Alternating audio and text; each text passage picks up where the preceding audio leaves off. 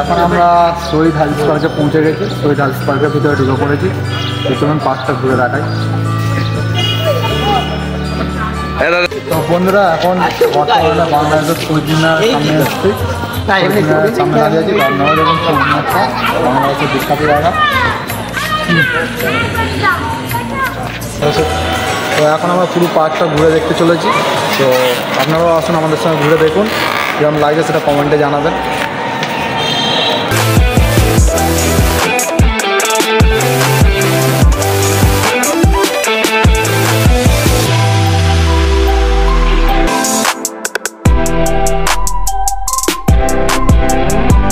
দাদা আপনার মনের দুঃখের প্রকাশটা করেন।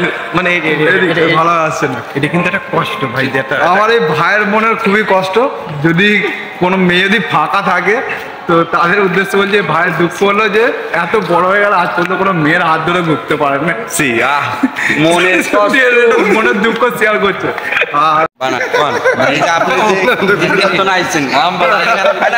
গার্লফ্রেন্ড তো নিয়ে আসতে পারেন আমাকে জন্য, আপনি না আসলেন আমাকে জন্য নিয়ে আসতে।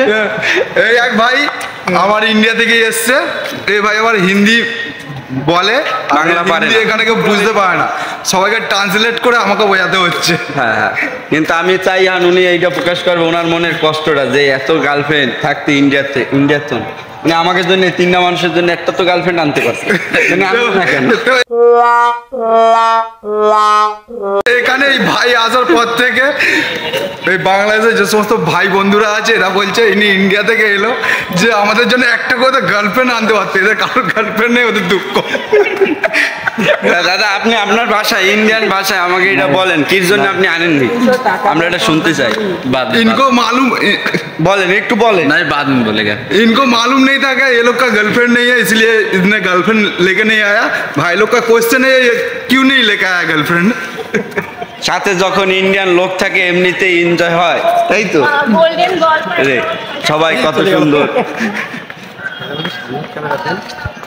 আমাকে বিষয় এই পার্কের মধ্যে সবার হাতে গোলাপ ফুল দেখে এই ভাইয়ের খুবই কষ্ট যে আমার একটা গার্লফ্রেন্ড নেই। যদি বাংলাদেশের মেয়েরা ফাঁকা যদি কেউ থাকো তো ভাইকে প্লিজ একটা সাড়া দিও। দেখা দেখা মানে আমাকে দেখা যাচ্ছে নাকি, ভাইকে একটু সাড়া দিও। ভাইয়ের গার্লফ্রেন্ড নেই, খুবই দুঃখ।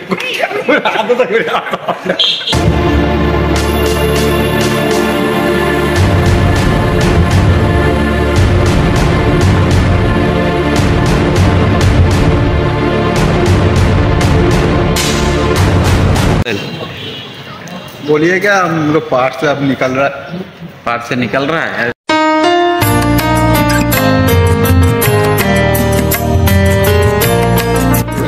কি দেশ ভাই?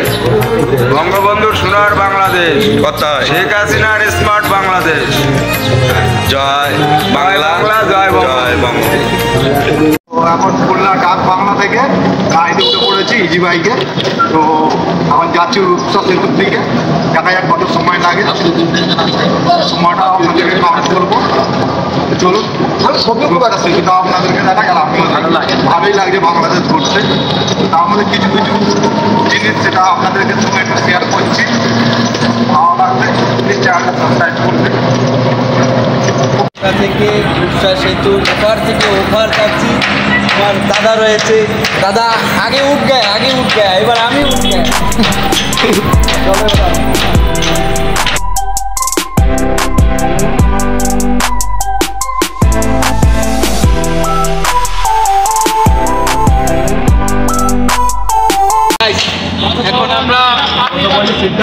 এখন আমরা বসে পড়েছি নৌকাতে। নৌকাতে খুব সুন্দর একটা সোফা দিয়েছে সে, যা বলারও বাইরে। তা আমরা এখন দেখি কতদূর যাওয়া যায় নৌকা দিয়ে। নদীর ওপারে এখন যাচ্ছি।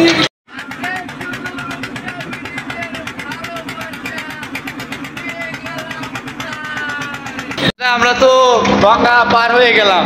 কি অনুভূতি হইলো আপনার এখান থেকে আসা? আচ্ছা লাগে। যাক, এখন আমরা চলে আসলাম গঙ্গা স্নানের সেই বিখ্যাত জায়গা, দেখতে পাচ্ছেন।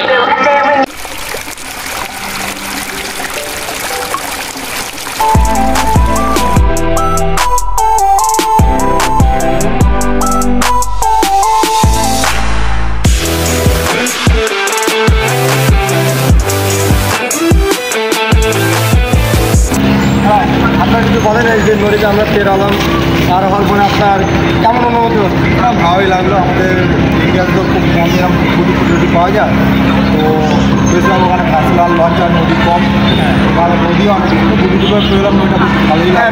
রূপসা নদী এটা হলো রূপসা নদী, তো পেরোতে খুব ভালোই লাগলো। আমরা ওপার থেকে এবার এসেছিলাম, বসে আমরা বাংলা সিটে বসে বাংলা চা খাচ্ছি তো দাদাদের নিয়ে। তো দাদা আপনার এই চা কীরকম লাগে? अच्छा लगता है, अच्छा लगता है। আমার মা আমার বাকি दादा चा अच्छा लगता है, या हिंदी में बोलता है। आपको नहीं बोलता है नहीं बोलता है, क्या नहीं बोलता है? नहीं बोलना आता है हिंदी नहीं बोलता आता है। हिंदी बोलना नहीं आता है। আমরা তো বাঙালি, हम लोग इंडियन है, इंडियन लोग साथ हम लोग इंडियन है, हम लोग को हिंदी भी आता है, बांग्ला भी आता है। इंडियन लोग साथ बैठा है, बोलो इंडियन आदमी लोग के साथ बैठा है। আমি তো বুঝি না এগুলো কই মজা মাস্তি করি। তো আমার ভাই বলছে ও হিন্দি বুঝতে পারছি না, ও বলে যে আমি কিছু বুঝি না, তোমরা যা বলছো ওটাই থাক, ওটাই হবে ওটাই হবে। বন্ধুরা আমাদের চা খাওয়া হয়ে গেছে, এবার রূপসা ব্রিজে উঠছি, চলুন যাওয়া যাক।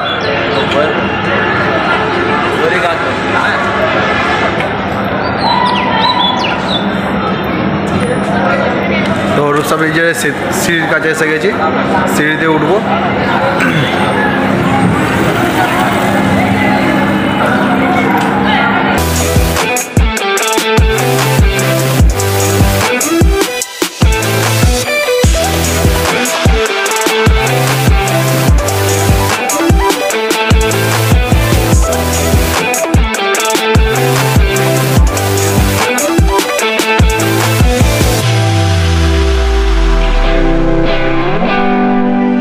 রূপসা ব্রিজে উঠে পড়েছি। তো বন্ধুরা এখন রূপসা ব্রিজের উপরে উঠে পড়েছি, দেখুন। তো রূপসা ব্রিজটা পুরোপুরি হেঁটেই পার হচ্ছি, একটা নতুন অভিজ্ঞতা, নতুনভাবে বাংলাদেশে একটা ব্রিজ হেঁটে পার হচ্ছি। সঙ্গে থাকুন আপনারাও, দেখুন ব্রিজটা কেমন লাগছে।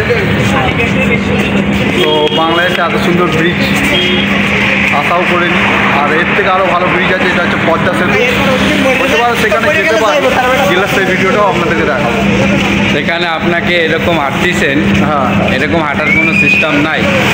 তো আমাদের ওখানে বড় বড় ব্রিজে হাঁটার কোনো সিস্টেম নেই, তো হাওড়া ব্রিজটায় হাঁটার সিস্টেম আছে, বালি ব্রিজে হাঁটার সিস্টেম আছে, দ্বিতীয় সেতুতে হাঁটার সিস্টেম নেই।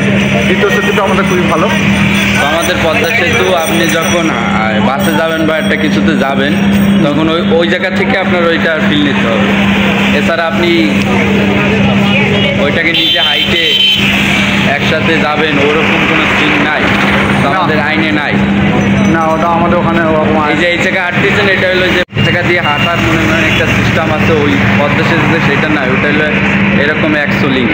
হ্যাঁ, এই যে রূপসা সেতুতে আসলে আদিস পার ঘুরে আপনার এতে কি অনুবাদ হচ্ছে?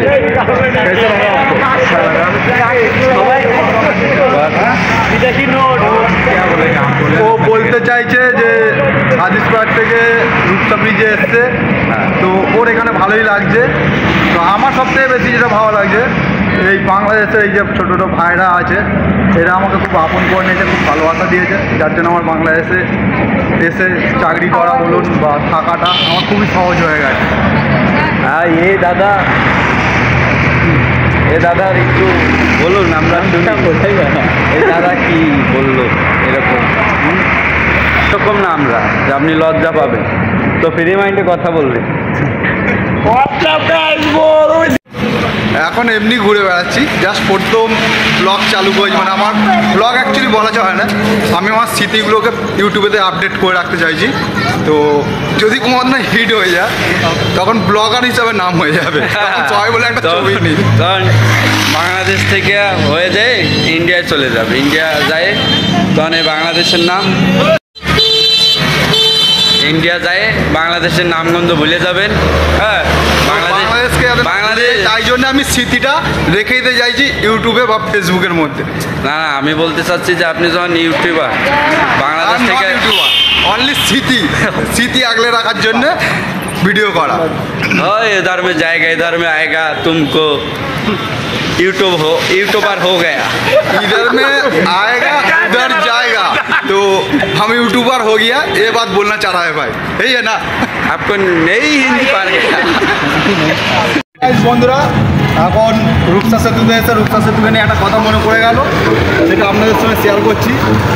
লিখবো আমি নিঃস্ব আমি, নেবার কিছু নাই, আছে শুধু রূপসা সেতুর ভালোবাসা, দিয়ে গেলাম তাই।